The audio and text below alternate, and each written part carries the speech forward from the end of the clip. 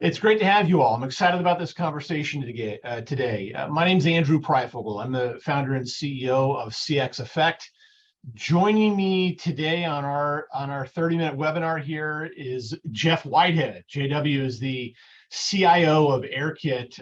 It's great to have you, my friend. Thank you, Andrew. Good to be here. Excellent. Fantastic. Hey, while we go through this, guys, if you have questions, go to the chat. We've got people monitoring that. We'll try to feed those into the conversation.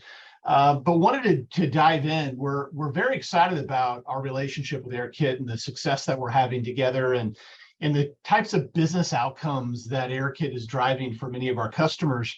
One point for you real quick. We had a senior executive at Solio Health scheduled to join us this morning. Unfortunately, him and his household have come down sick, and so not able to make it. But we felt this conversation would still be super relevant to everyone that's attending. So best wishes, Chip Shoot. We'll pick that up later. But JW, thank you for carving out the time. Let's dive in here. We're talking about how we're leveraging technology to drive big improvements in patient experience. Healthcare is a really big vertical of ours. But if we remove the word patient and popped in customer, we have lots of success with you guys across a number of different verticals. But before we dive into that, would love your take on this. Give us the 2-3 minute introduction into who Airkit is. Why should we care about it? Jeff? Awesome. So this is going to be a bit of a mouthful because Airkit is a low-code platform as a service. And I need to unpack that a little bit. So with Solio Health, which we'll talk about in more detail, we did a fairly simple but mission-critical use case for the initial application and then expanded into more complex applications. So what I mean by low code is that this is a tool that gives your developers leverage, and it also gives a sort of evolution path for where maybe your developers or IT people set up your first application integrations, but then you can transition to a business professional, someone with, like, say, an Excel level of knowledge that can revise, iterate, and maybe build your second or third applications going from there. Really, we're focused around customer experience. We were funded out of Salesforce. They were realizing they weren't going to take on the things that we do, and one of the challenges with Airkit is we can do so many things. It's sort of hard to conceptualize, but we'll talk about, scheduling, digital call deflection, things like customer form digitization. We submit, take in forms and emit forms, PDF forms, and all the different use cases. But in particular, Solio Health is all about this NPS score and how that unlocked more business. So I guess I'm going to give that a little bit of a teaser, but hopefully you understand what low code is. And I will take a moment to disambiguate us versus a high code, like a traditional build it all yourself with React and web developers and maybe a database engineer and what have you.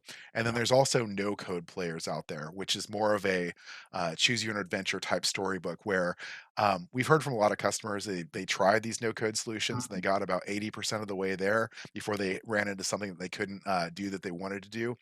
And a concrete example I'll give of they're very successful platforms, but they're more of a no-code platform as like a Shopify or a Yeah. Wix, right? If you use a Shopify, all the stores more or less look the same. If you use a Wix, they've got a good selection of templates, but you can clearly tell it's a template. And there's other websites that look like that. Airkit does have a default template if you don't have anything to start with, but beyond that, we can really give you the pressure relief valves to make it look pixel perfect down to the level of like what font you have to really give a top tier customer experience. And for Solio Health, the first application, collecting NPS scores, that's a pretty simple technical challenge, but there's Yeah. also a bunch of behavioral learnings about it that we sort of brought with them because it was really important. Like, what does best in breed NPS solution look like? So I think we'll transition to that. So hopefully that covers what Perfect. Airkit is, and I'll get into more details as we go through it. Yeah, good. Let's do that because there's so much to kind of unpack there. Let's set the stage real quick for Solio Health. So I'll tell the real quick story on how we came about this, guys. Solio Health is a specialty pharmacy company. They provide highly specialized, typically intravenously delivered drugs to chronic patients all over the United States. And they have a relationship, as most pharmacies would, right, with upstream drug manufacturers and downstream patients. One of the things that they have to get really good at is measuring patient patient satisfaction and using those kind of formal responses on patient satisfaction to justify their existence to their upline drug manufacturers, and in so doing, they drive more treatments through the Solio network. And so this idea of measuring patient satisfaction is directly correlated to their revenue as a company and as they grow. They had this massive problem of getting sufficient number of survey responses back, and they were really struggling to generate the kinds of responses they need to satisfy the needs of their upline manufacturers. And that's where Airkit came in. We looked at developing a very point solution, developing a digital journey where patient satisfaction could be measured across by sending a secure SMS message, going through this digital journey, and then pushing out the survey results. JW, it was a huge success for them. This was the very first use case, but it was the first of actually many, and that's actually a common thing with you guys. Talk about how you typically start in solving a very specific point problem for a customer, and then it oftentimes expands from that. Talk about it. Yeah, that's really typical. And there's sort of two major forks in the road. In some cases, customers say, hey, we want to learn about Airkit, but we don't have the internal staffing and bandwidth, and we need to get something out right now. And so we do have a pro services arm. We do have partners. We're always looking for more partners that want to develop on the platform. Um, and in that case, we can sort of stand up an application, give them something very bespoke that meets a need, but also is like a set of Tinker Toys. My analogy is like we're like a box of Legos, and sure, you can build the thing that's on the box, but you can also build a lot of other different constructions with the same block. So this is a good way of getting that first sort of Lego set into somebody's hands. They see how it's put together, and then they can go and revise and iterate from there. On the other hand, we have a sort of full spectrum of builder assisted, where here's the platform, go on your own, to like we've got some structured check-ins and a process where an existing Airkit expert sort of puts the training wheels on you for you're doing this initial build. And what we've seen is these initial builds usually take some buy-in from your IT department, from your developers, for tying into these integrations. And by integrations, I mean things like you've got a Salesforce. That's actually pretty easy for us to hook into. You can see all the fields are right there. It just pops right in once the credentials is set up. But we can tie into almost anything. And so the average Airkit application has about 6 different integrations. And one Wow. of the things that's really cool about how we do integrations is if you've got a developer, they probably use a tool called Postman that is like a REST API stubbing tool. And what I'll say is, in the same amount of time that it takes to build a prototype or a mock-up in the traditional way, we can actually build a real tactile application. And so we find in IT many projects, it's like, here's a spec, go build it. Oh, wait, that's not what I meant. Or you didn't, like, you handled the main case, but not the Yeah. exception case. And so with Airkit, you can actually have something that you can actually, you know, beat on and use and say, this is not what I wanted. And so not only were we faster to deploy, but we're also faster to iterate. And we sort of democratizing that process. So it's like, oh, I want a copy of that what I want it when it blew. You can go in, you can clone the application, and you can sort of revise and demonstrate these new ideas in a really tactile way. And so much like you probably have in these large organizations, there's like a Salesforce developer or a SAP developer. We think in the future there's going to be a low code developer that sort of spans across all these things. And Hmm. platforms like Airkit are going to make people's careers in the ability to do something they weren't able to do before. I mean, a full stack developer can probably build anything, but what they can't do is stand up a new project and actually ship it in front of customers, in a 3 to 4 hour kind of thing. Our pro services Right. department, when we do demos for customers, they give us a spec. And if it's a simple, like, 2 or 3 page form kind of thing, those never take more than a couple days to build. And I'll go through a few concrete examples and demos of that when we get into it. Yeah, no, that's awesome. Speak to this really quick. This idea of micro apps, right? This, it used to be, and a lot of companies still struggle with this. When they think about developing mobile journeys for a client, they immediately go to what's the custom app that we're building that somebody downloads from the store, from the app store. And there's always a very kind of long process to get there and to continue to build on the app and so forth. You've taken a very different approach in pushing out micro app experiences to the phone. Why did you guys decide to go that way? Because modern consumers are inherently multi-channel, and we want to meet them where they are, whether it's SMS, voice, web. I'll use traditional banks as an example. Yeah. Normally, you have to log into the bank to do anything, but they have done little micro apps sort of stealthily on the side for really mission critical things.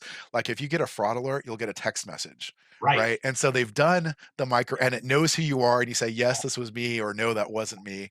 Yeah. And so they have done micro apps, but I think that the lift has been too hard to do that across more than these like areas where they were like really losing a lot of money.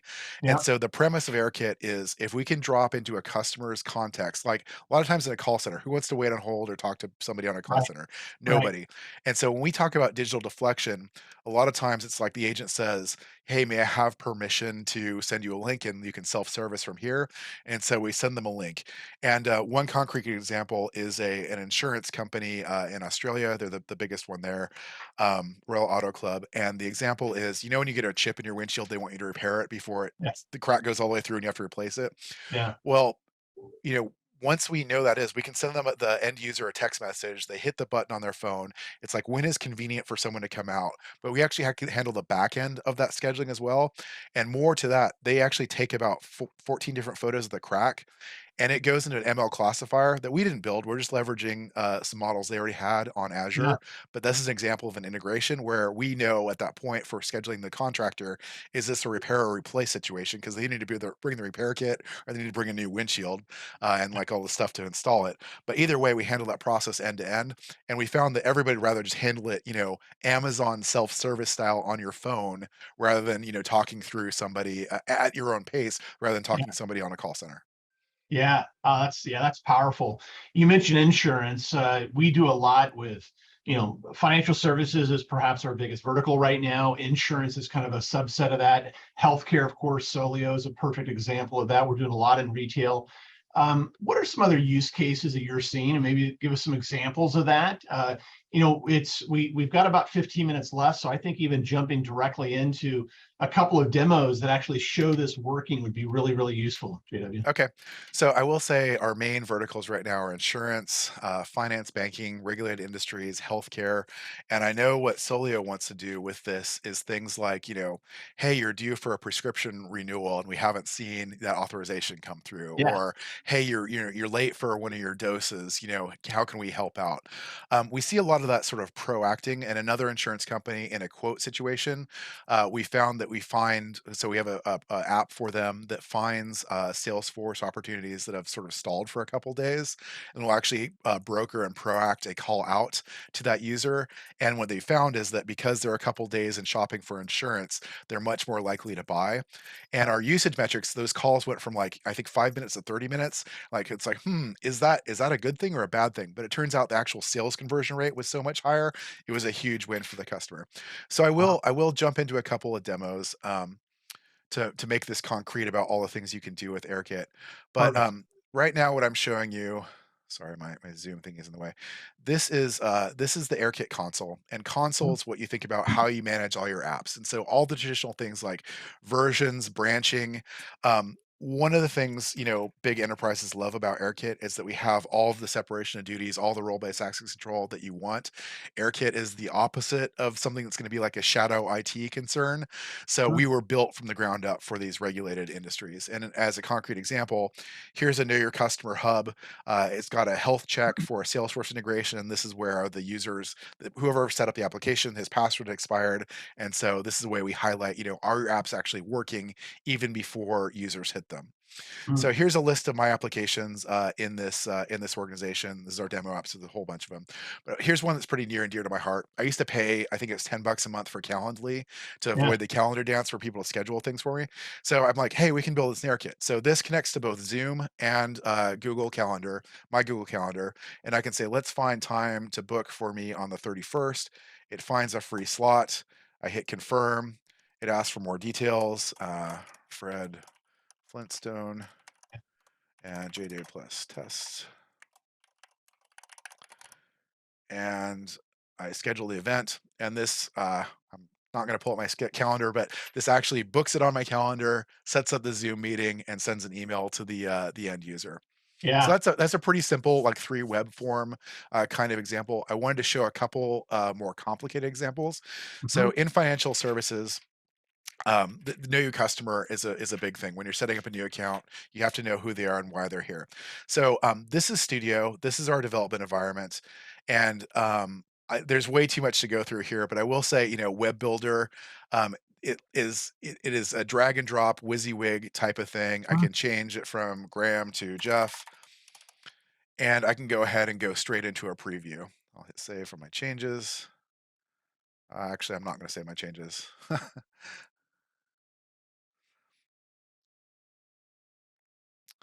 And I'm going to emulate this on an iPhone X, fire a web link, um, and this is basically what the end user would see. It's like, hey, we're trying to set up your account. We've got to the point where we realized your profile and documents are missing. Here's your personal banker.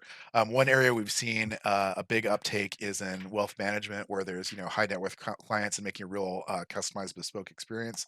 But customer profile, I'm going to put in my name, test at airkit.com. Phone number, and then like here's an example where the address picker is tied in with Google Maps and does Yep. the self fill in for you. So there's a lot of nice things we do. Also, if you're on an iPhone, a real iPhone, not an emulator, and you have like these things in your autocomplete, we tie in with the autocomplete in your phone. So there's a lot of little details that are kind of behind what you see here. But I go ahead and hit submit, and then it says, "Great, I need a few more things. We need your documents, right?" So I can go ahead and upload a photo of my driver's license. Mm. um, I can upload my financial statements, articles of corporation. We've got a signature box, so you can Yep. draw the signature in, hit save. And so that's a more complicated example. And on the back end, this could actually emit a PDF that gets printed out and spat into some other part of their downstream system or compliance or what have you.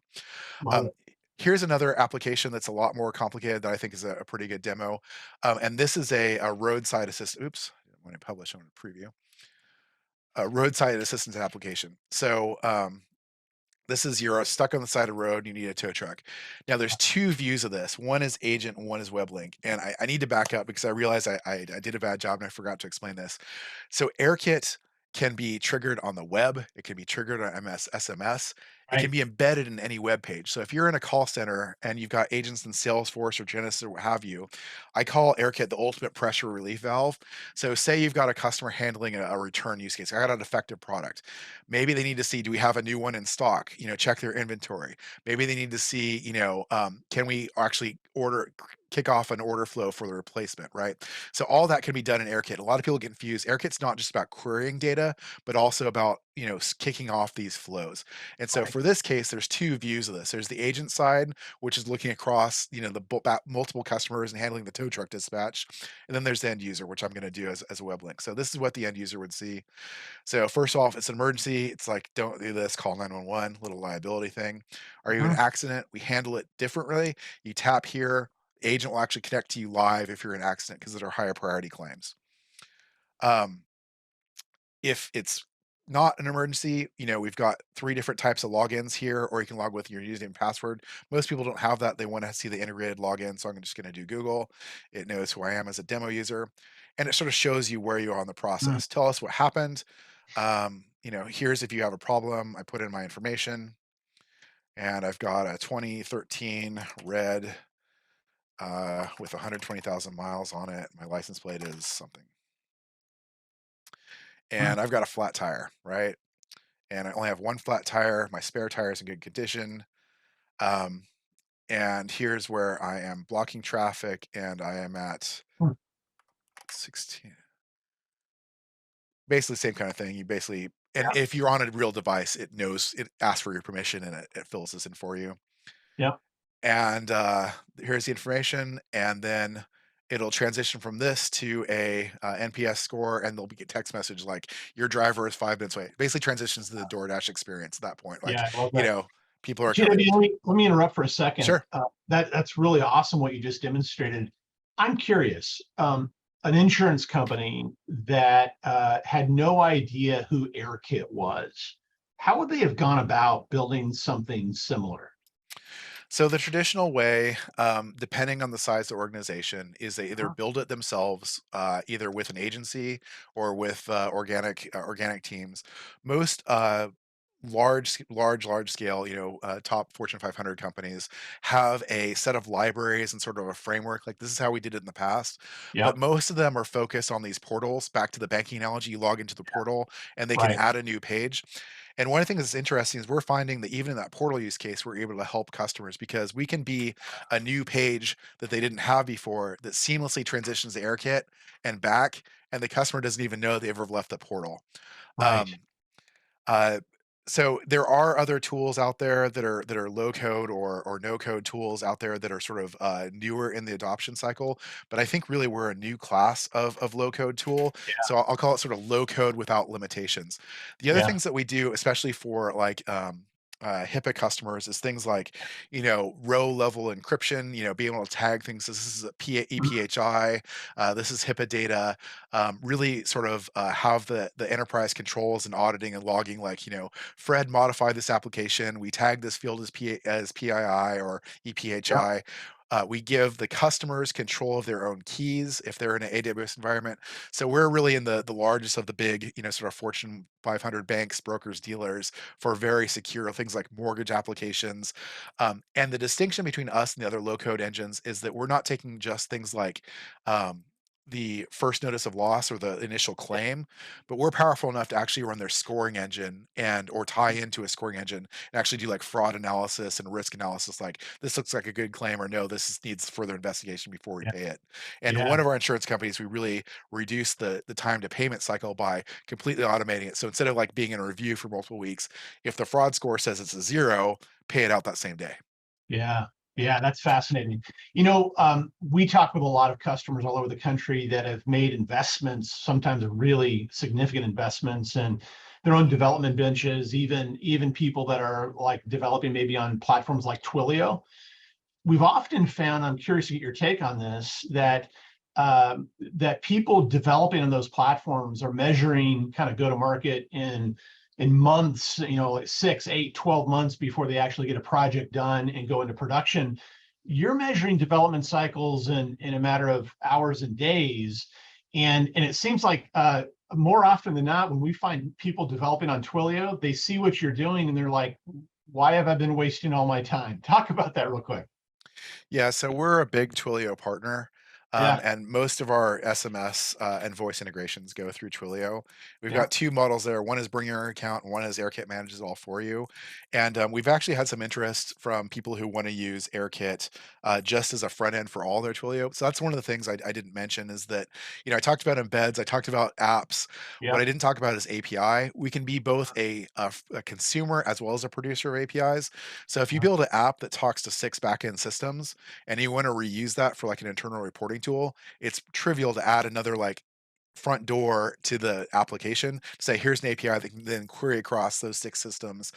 There's other tools out there like MuleSoft that do this type of thing. This is just a convenient way to get there. Yeah. That's One thing I fantastic. didn't show, I'm sorry, I forgot when I was doing the demo. To the right here, this will make sense if you're a JavaScript developer. Is we actually have events that flow through, and I highlighted that we've got an agent view and a user view. I didn't highlight that this is real time. And so as I'm typing here, events are flowing through. And so Mm. it's actually sending my keystrokes across. And so the agent can actually see this in real time. And so one use case we have is this tow truck dispatch. People don't know how to find their VIN number.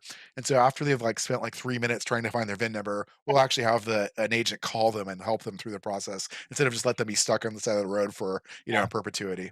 But Yeah. if you've got a JavaScript developer or web developer, this type of thing, like seeing GUIDs, seeing events flow through, really sort of shows the power of what's happening behind the scenes in the platform and how Yeah. it's a little bit different than the other low code providers out there.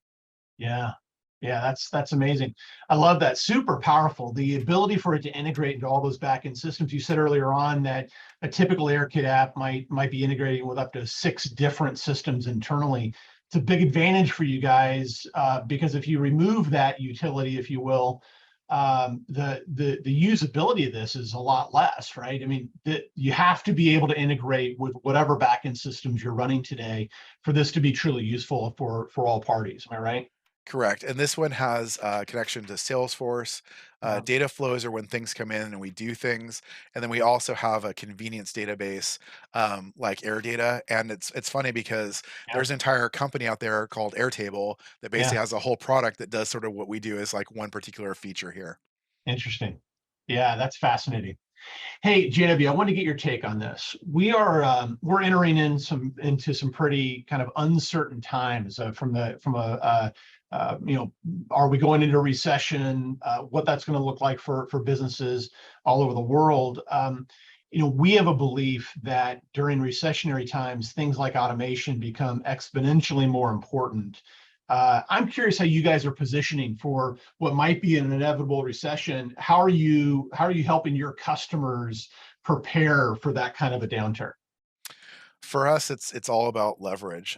We all know that developers and IT people are phenomenally expensive talent and hard to find good ones. Yeah, And so the trick is with us is if you engage with the Airkit platform and you have one developer that can be do the work of 4 or 10 developers, then that's a win. And I think we've got some proof points out there already with some of our partners where they have a center of excellence with 10 developers building on top of us, and they're not doing it for Airkit to give Airkit money. They're doing it because they can take those 10 developers and build them out as 40 or 60 or what have you, of course. based on the results they're able to achieve. The other part about Airkit that I think about a lot is that well-run companies have a ton of data, but they often don't always have a lot of information about their customers. And so there's this notion of customer 360. So there's, metrics people look at like cost of customer acquisition, customer Yeah, lifetime value, um, and when you do these micro applications, you see a really tiny slice of their total life cycle. Like, if that customer signed up for insurance and they only want a tow truck at this one point, how do we feed that back into that customer 360? So we do a lot of work, not just technically integrating with your systems, but also procedurally. Like, how do we feed back that information about your customer 360? Like they had a tow truck dispatch event, and how can you feed that into your what that customer lifetime value might be? I mean, we all know that saving a customer or having a poor experience with a customer that you don't know about, it's really hard to fix. yeah, And I think that most businesses are pretty good at the happy case. It's when things go wrong that's really a test, like did they have excellent customer service or not? And I think AirKit is pretty well positioned to first automate portions of it, second, get better visibility and metrics about what's actually happening there, and yeah, tie back into what you already have and get more leverage out of what you already have. yeah. That's powerful. That's powerful. Hey, JW, we're out of time here, but this has been incredibly useful. We chatted a bit ago about this idea of the imagination gap, right? How customers sometimes get blinders on, and they can't really think about the art of the possible. We actually have that conversation with our clients every single day, and with our partners. And I'd encourage people on this that if you're interested in learning more about Airkit, and if you really want to figure out how to kind of overcome the imagination gap, I'd encourage you to reach out, because we will do these art of the possible discussions that maybe start with a very specific use case, but then zoom out into a macro view of what we call the systems view of the CX journey, and then and look at things like Airkit and others that are bringing really innovative solutions that you might not have even thought of yet, right? To drive different business outcomes that are so critical to our overall growth. So if you're interested in having that conversation, incredibly useful, email us at hello@cxeffect.com, hello@cxeffect.com, and we'd be happy to get on the phone and start working through this process with you. Jeff, any closing comments here? No, really, thank you for your time. And to follow on, we'd love to work with you. I think any of you have a use case. Happy to help get the few integrations set up and hopefully train your first person Airkit and show you the benefits of the platform. Fantastic. Airkit, we appreciate the partnership. And for those on the call, again, if you're interested in learning more and going deeper here, email us at hello@cxeffect.com and we'll dive in. Thank you, everyone. Have a great afternoon. Bye now.